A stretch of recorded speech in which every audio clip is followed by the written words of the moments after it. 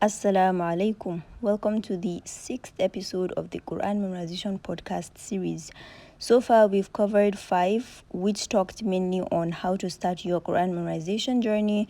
The second conveys the 3 senses in memorization, with the third being the 5 rules for a successful journey. And of course, the fourth is common mistakes done so that you could avoid them. Then the very last being ways to retain your memorization. Now for this episode, we're going to be discussing the virtues needed for Quran memorization, with the first being consistency and discipline in that consistency.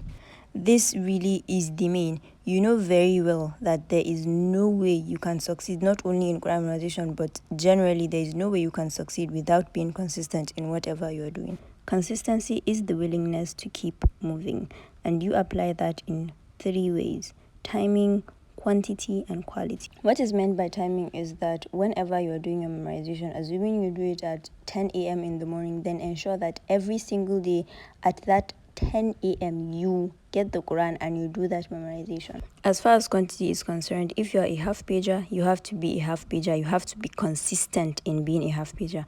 But of course, if your brain, one day accepts more than half a page, your capacity has increased, then alhamdulillah, you can now increase from that half page to say maybe 75%, 3/4 of the page, right?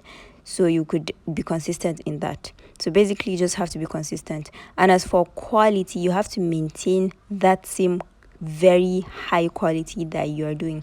Now, by quality, I mean quality to the extent that whenever you've memorized a place and you're trying to recall, you can actually recall it. That's muraja'a. Whenever you're doing your muraja'a, you can actually do your muraja'a swiftly. Now, that is quality memorization. The second virtue is patience. Take a deep breath and calm down. Calm yourself down.